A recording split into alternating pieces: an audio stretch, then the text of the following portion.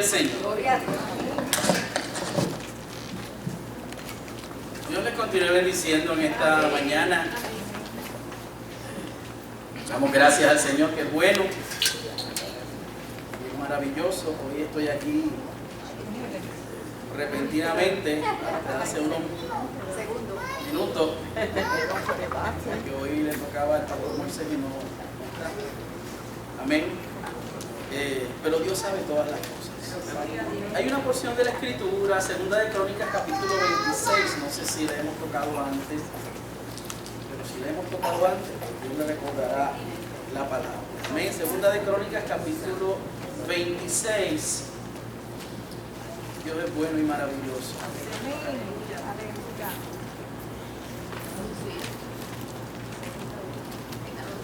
Sí, Segunda de Crónicas, capítulo 26. Poderoso es el Señor.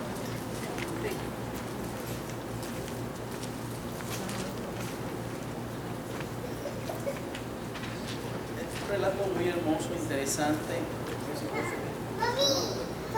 Yo que tengo los ojos chiquitos, se me ponen más chiquitos. Yo usé la mía. ¿Ah? La mía bien grande. No, no sé. Sí, sí. Okay. Dice la Escritura: entonces todo el pueblo de Judá tomó a Usías, el cual tenía 16 años de edad, y lo pusieron por rey en lugar de Amasías su padre. Usías edificó a Elot y la restituyó a Judá después que el rey Amasías durmió con sus padres. De 16 años era Usías cuando comenzó a reinar, y 52 años reinó en Jerusalén. El nombre de su madre fue Jecolías de Jerusalén, e hizo lo recto ante los ojos de Jehová, conforme a todas las cosas que había hecho Amasías su padre. Y persistió en buscar a Dios en los días de Zacarías, e entendido en visiones de Dios. Y en estos días en que buscó a Jehová, él le prosperó. Y salió y peleó contra los filisteos, y rompió el muro de Gad y el muro de Jabnía y el muro de Asdod, y edificó ciudades en Asdod y en la tierra de los filisteos. Dios le dio ayuda contra los filisteos y contra los árabes que habitaban en Gurbal, y contra los amonitas. Y dieron los amonitas presentes a Usías, y se divulgó su fama hasta las fronteras de Egipto, porque se había hecho altamente poderoso. Edificó también Usías torres en Jerusalén, junto a la puerta del ángulo y junto a la puerta del valle y junto a las esquinas, y las fortificó. Asimismo edificó torres en el desierto y abrió muchas cisternas, porque tuvo muchos ganados, así en la Cefela como en las vecas y viñas y labranzas, así en los montes como en los llanos fértiles, porque era amigo de la agricultura. Tuvo también Usías un ejército de guerreros, los cuales salían a la guerra en divisiones, de acuerdo con la lista hecha por mano de Jehiel, escriba, y de Manasés, gobernador, de Ananías, uno de los jefes del rey. Todo el número de los jefes de familia, valientes y esforzados, eran de 2,600. Y bajo la mano de estos estaba el ejército de guerra de 307,500 guerreros poderosos y fuertes, para ayudar al rey contra los enemigos. Y Usías preparó para todo el ejército escudos, lanzas, yelmos, coseletes, arcos y hondas para tirar piedras. E hizo en Jerusalén máquinas inventadas por ingenieros, para que estuvieran en las torres y en los baluartes, para arrojar saetas y grandes piedras. Y su fama se extendió lejos, porque fue ayudado maravillosamente hasta hacerse poderoso. Mas cuando ya era fuerte, su corazón se enalteció para su ruina, porque se rebeló contra Jehová su Dios, entrando en el templo de Jehová para quemar incienso en el altar del incienso. Y entró tras él el sacerdote Azarías, y con él 80 sacerdotes de Jehová, varones valientes, y se pusieron contra el rey Usías, y le dijeron: no te corresponde a ti, oh Usías, el quemar incienso a Jehová, sino a los sacerdotes hijos de Aarón, que son consagrados para quemarlo. Sal del santuario, porque has prevaricado, y no te será para gloria delante de Jehová Dios. Entonces Usías, teniendo en la mano un incensario, para ofrecer incienso, se llenó de ira y su ira contra los sacerdotes, y la lepra le brotó en la frente delante de los sacerdotes en la casa de Jehová junto al altar del incienso. Y le miró el sumo sacerdote Azarías y todos los sacerdotes, y aquí la lepra estaba en su frente, y le hicieron salir apresuradamente de aquel lugar, y él también se dio prisas a salir porque Jehová lo había herido. Así el rey Usías fue leproso hasta el día de su muerte, y habitó leproso en una casa apartada, por lo cual fue excluido de la casa de Jehová. Jotam, su hijo, tuvo a cargo de la casa real, gobernando el pueblo de la tierra. Los demás hechos de Usías, primeros y postreros, fueron escritos por el profeta Isaías, hijo de Amós. Y durmió Usías con sus padres, y lo sepultaron con sus padres en el campo de los sepulcros reales, porque dijeron: leproso es. Y reinó Jotam, su hijo, en lugar suyo. Una historia interesante,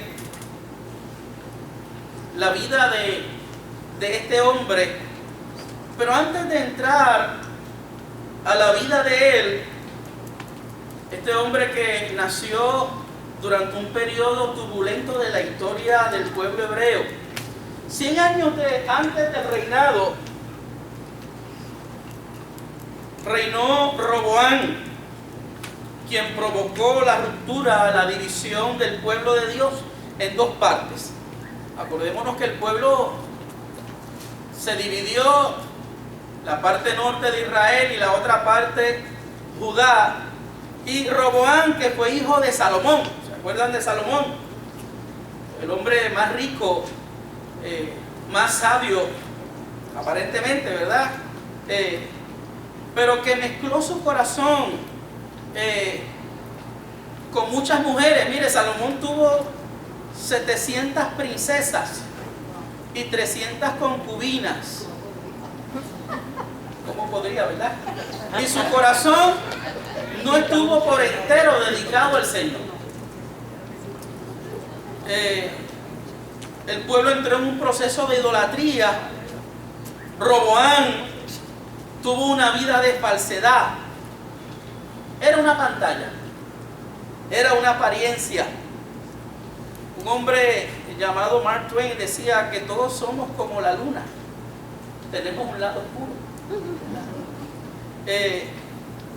A Jeroboam, que era el otro hijo, Dios le prometió 10 tribus del norte, Israel, la capital de Samaria. Y Roboam quiso hacer guerra con Israel con 180 hombres. Dios le ordenó que no lo hiciera, pues él había provocado la ruptura. ¿Se acuerdan del profeta que vino y rompió, verdad, el manto y le dijo: así va a romper el Señor el pueblo de Israel? El Señor le estaba diciendo: no pelees, yo tengo el control de lo que está sucediendo. Y a lo mejor Dios en esta mañana te lo está diciendo a ti también: no pelees, yo tengo el control. Deja que yo soy el que estoy moviendo las fichas. Porque le decimos muchas veces al Señor: mi familia está en tus manos, mi matrimonio está en tus manos, mis hijos están en tus manos. Pero por encima de nosotros esperar, muchas veces queremos pelear nuestras propias batallas, y por eso salimos heridos y lastimados. Tenemos que entender que lo que somos o lo que tenemos es porque el Señor nos los ha dado, y el Señor es el que tiene el control de todas las cosas. Así que, dividido el pueblo en dos tribus, la del norte y la del sur, tuvieron guerras entre sí. Guerras, batallas, hermanos contra hermanos, convirtiéndose en acérrimos enemigos. Y esto me hace acordar, ¿verdad?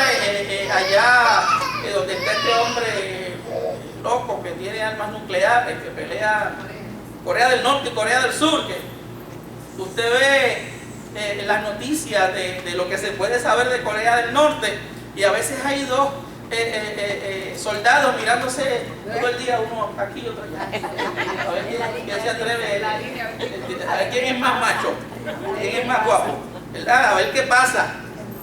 Pero no hay nada más triste que peleas entre hermanos, esas diferencias que son tan difíciles Y a veces las peleas entre hermanos cuando más ocurren es cuando hay crisis grandes en la familia. A veces cuando hay la muerte de un ser querido y hay un cantito de tierra, empiezan a querer cortarse la cabeza y pelean hasta por cómo vistieron al muerto.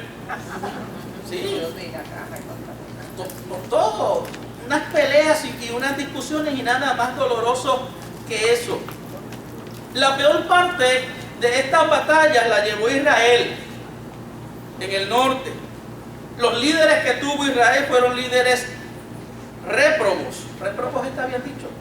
Reprobados. Réprobos. No reprobos, réprobos. Paganos. Violentos. En Judá había uno que otro piadoso. Tampoco eran monjitas de la caridad ni santurrones. O sea, se las traían. Y el padre de Usías, Amasías, antes que esto hubieron 9 reyes asesinados uno detrás de otro. En el capítulo 25, el verso 2 de Segunda de Crónicas, que habla acerca de Amasías, dice que hizo lo recto ante los ojos de Jehová.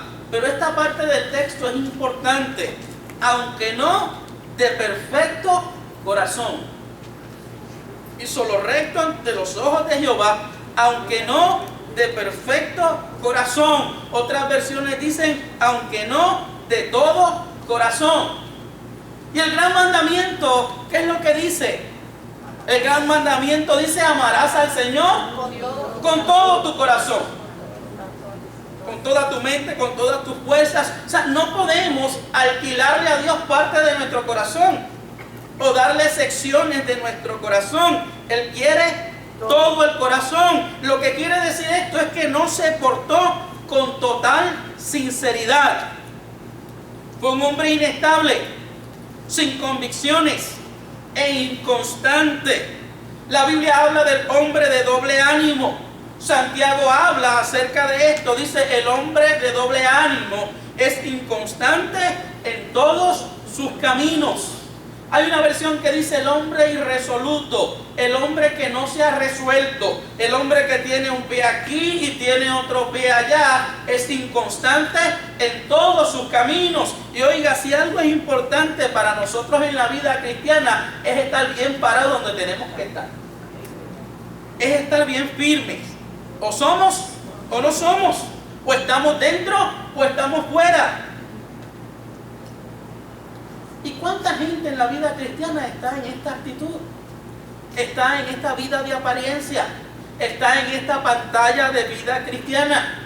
Claro, si usted solamente mira a los hombres el día que viene el domingo a la iglesia, los va a ver santos, los va a ver con alas, los va a ver resplandecientes, los va a ver aleluyando, los va a ver, oiga, en su máximo esplendor, en su máxima espiritualidad. Pero es en la vida cotidiana, en el diario vivir. A veces son los de la casa los que saben. Yo recuerdo siempre un caso de un familiar mío. Yo tengo un tío que peleaba hasta por mirar a la esposa. Se miraban entre uno y el otro y estaban como aquellos dos soldados, pero aquellos sí peleaban. Y eso todo el mundo oía en las peleas por donde quiera, para aquí, para allá, y eso era una guerra. Y yo me acuerdo que yo invitaba a ese tío mío, mira, ¿cuándo vas a ir a la iglesia? ¿Cuándo vas a darle la oportunidad al Señor? Muchachos, cuando esta que esté allá arriba se convierta. Cuando esta que está allá arriba, entonces el problema es que aquella era cristiana.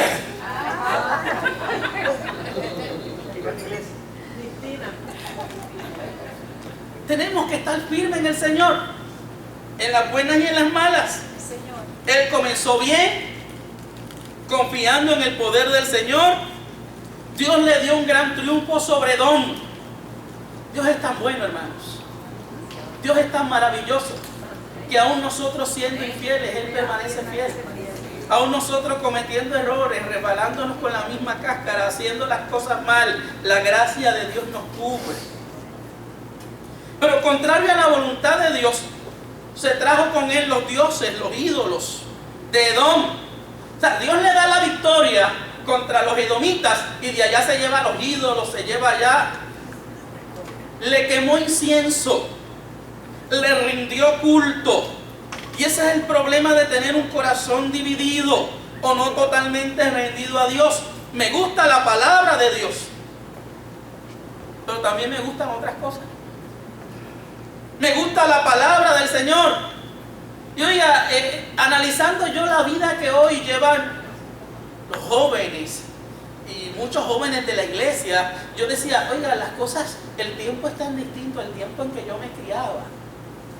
Hoy los muchachos quieren oír a René González, pero también quieren oír a Lady Gaga. Hoy los muchachos, si usted le busca el iPod, tienen ahí música de adoración y sublime, y miran por el otro lado y lo que tienen ahí es no hay esa experiencia de consagración, y no hay esa experiencia de que somos únicamente y exclusivamente para Dios. Digo, obviamente no es todo el mundo, pero es un proceso más fuerte hoy, porque las comunicaciones han abierto una caja de Pandora en la vida de nuestros muchachos, y están tan expuestos a tantas cosas. Y como ahora todo es permisivo y no hay cosas malas y todo está bien, pues hay que tener mucho cuidado. Pero me gusta la palabra de Dios en labios del profeta a Amasías.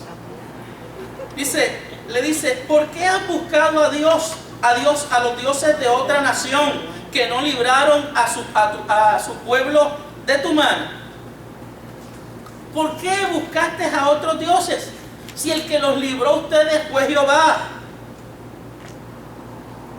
Llevó al pueblo de Judá a la guerra contra Israel. Contrataron a 100 mercenarios, y cuando el pueblo se cansó de sus malas decisiones, lo asesinaron. Este nos está llevando por el camino de la amargura. Este es lo que está tomando decisiones en contra de nosotros. Le quitaron la vida. Y en su lugar reinó Uzías, su hijo de 16 años, un muchachito. Y en el verso 4 del capítulo 26 que leímos dice, e hizo lo recto ante los ojos de Jehová, conforme a todas las cosas que había hecho su padre Amasías. Claro, las cosas buenas que había visto su hijo, las cosas que eran conforme a la voluntad de Dios. Y para mí esto es importante, hermanos, porque nuestros hijos pueden hacer la diferencia.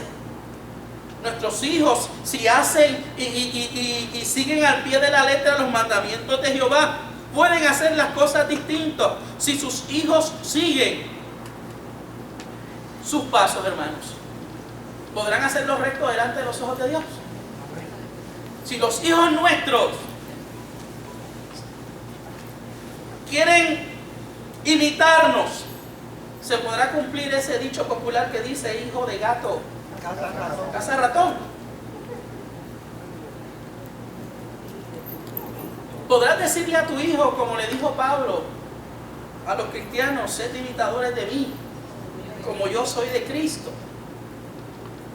¿Están ellos claros de tu integridad, de tu total lealtad? Hay hijos que viven vidas confundidas, porque sus padres son una cosa en la casa de Dios y son otra afuera. Y dicen, ¿pero qué es esto?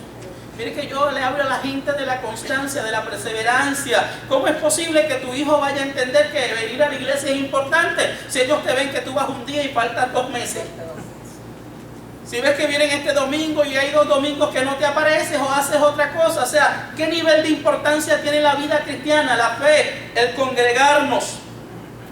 ¿Sabrán ellos que amas a Dios sobre todas las cosas? ¿O estarán confundidos porque tienes doble personalidad o una vida desfachada como Roboán? ¿O un corazón no totalmente para el Señor como Amasías? Como a veces dice el pastor, hay gente que es más política que cristiana. Hay que tener cuidado con eso. Hay gente como que se desconvierte cuando vienen las elecciones. Yo me recuerdo cuando mis hijas estaban pequeñas, que yo venía al altar a orar y ellas se arrodillaban ahí en a lo mejor no sabían ni qué iban a hacer, pero se arrodillaban y me miraban, ¿verdad? Se arrodillaban. Y me acuerdo una vez que a una de mis hijas se le perdió una muñeca que ella la amaba con mucha aquella muñeca. Bueno, la gente miraba a aquellos muñecos y pensaban que eran de verdad, unos muñecos que vendían antes. Y mi hija la amaba aquella muñeca, y fue que fueron a un sitio y las nenas sueltan las cosas en las tiendas y se van. No apareció. Pero yo me acuerdo que un día ella llegó aquí al altar cuando yo trabajaba en mantenimiento y llegó llorando y se ha tirado en el altar a orar al Señor por su muñeca. Imagínense. Que nuestros hijos nos imiten, que nuestros hijos amen al Señor. Sus hijos le han visto orar, le han visto leer la Escritura en su casa, le han visto adorar más allá del templo. Usías empezó bien como comenzó su padre.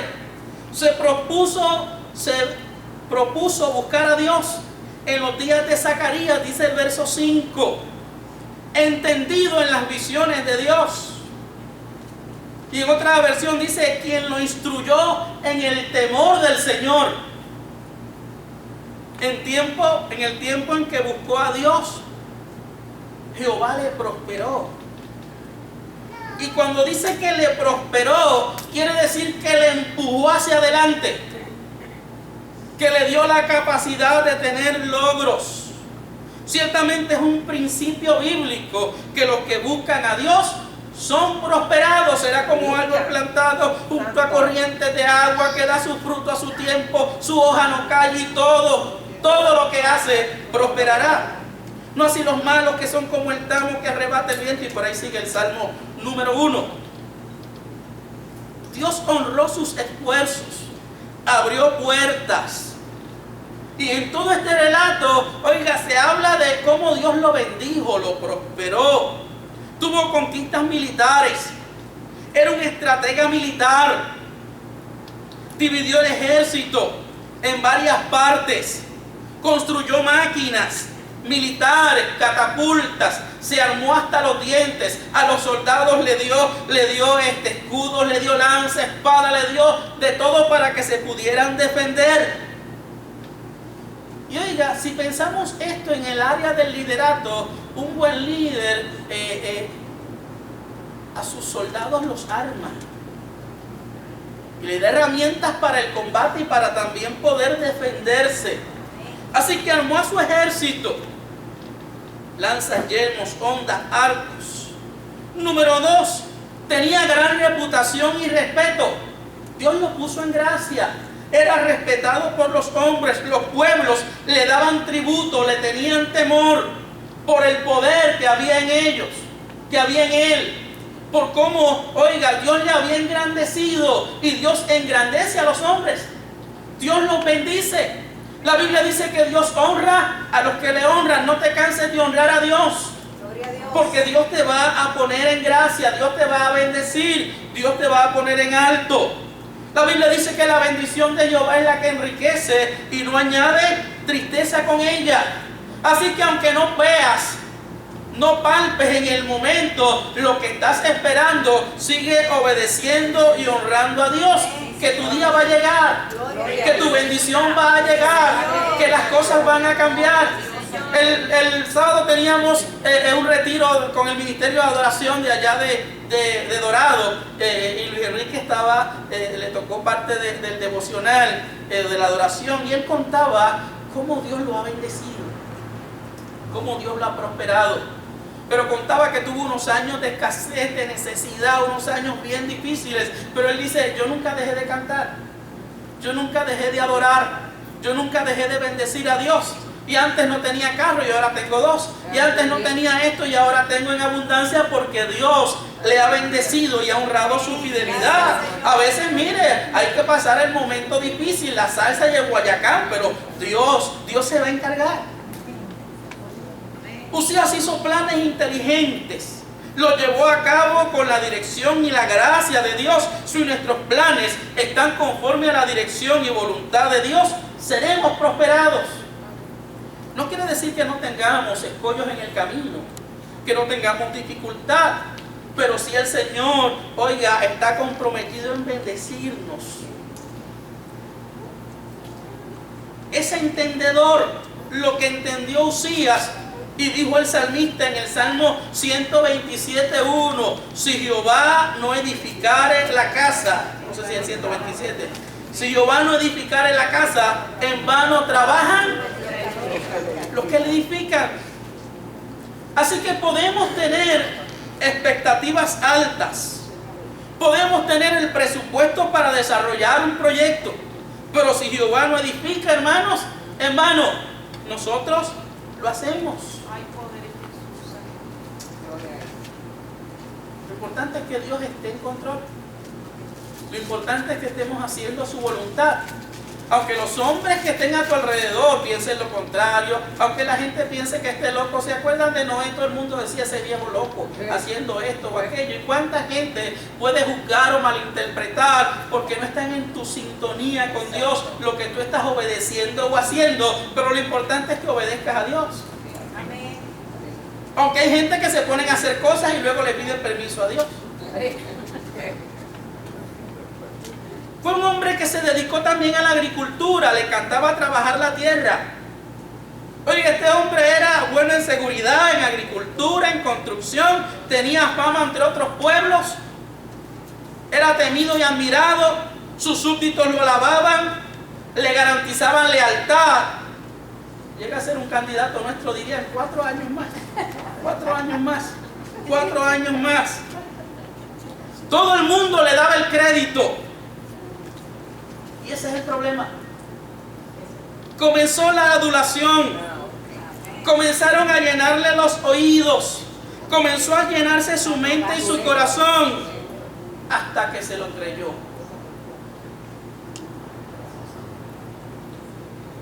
Y el verso 15, hasta que se creyó fuerte. Hasta hacerse poderoso.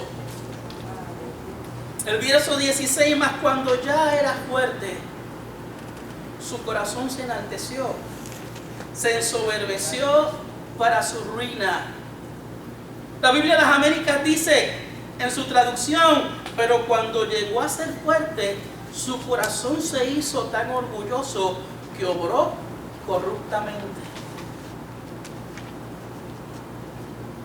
La adulación, hermanos, es dañina. No es que usted no elogie los logros y las capacidades de la gente, pero si esto llega a un punto de exageración, que los hombres comienzan a creerse, oiga, que son la última Coca-Cola del desierto, que ellos tienen la última revelación del Espíritu y han llegado a lugares insospechados, y comienzan a entenderse que son ellos y no Dios. Así que Uzías actuó con sabiduría por muchísimos años y el Señor fructificó, bendijo, multiplicó sus esfuerzos, pero cuando se centró en sí mismo, la soberbia acaparó su corazón al punto de creerse capaz de hacer lo que le diera la gana. Y lamentablemente, hermanos, ¿cuántos ministerios comienzan con ese espíritu de humildad? Y comienzan con esa sumisión al Señor. Y comienzan con esa dependencia. Y Dios comienza a engrandecer, a prosperar. Y Dios comienza a ensanchar sus estacas. Y Dios comienza a hacer. Y ellos comienzan a creerse grandes. Y a creer, oiga, que ha sido por sus capacidades. Y a creerse que ha sido porque ellos tienen algo sobrenatural o extraordinario. Sí tienen algo, pero no es de ellos. Es la mano de Dios. Es la misericordia de Dios. Si creemos que Dios escogió a lo vil, a lo despreciable de este mundo, somos nada. Si la Biblia dice que después de haberlo hecho todo somos siervos inútiles ante el Señor, imagínense cuando no hemos hecho nada. Y esta historia se asemeja mucho a la del rey Saúl. ¿Se acuerdan del rey Saúl? Mire, cuando comenzó y Dios lo llamó, se escondió detrás del equipaje, pues no se creía apto. Al principio tenía dudas de su capacidad para hacer el trabajo y no deseaba la fama. Al pasar los años, Dios le dio grandes victorias. Dios lo bendijo al punto que se encontró profetizando entre los profetas. Pero se embriagó de poder, cometiendo actos de locura, actos a destiempo. Oiga, queriendo ofrecer holocaustos que a él no le correspondían. Lamentablemente, hermanos, el poder corrompe. Y usted lo nota. Y usted ve los hombres.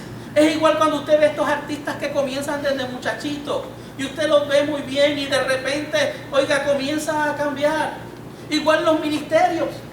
Yo recuerdo cuando yo me crié en la iglesia donde yo era una iglesia, una congregación pequeña. Lo que hoy son grandes ministros reconocidos, llegaron a ir a esa iglesia.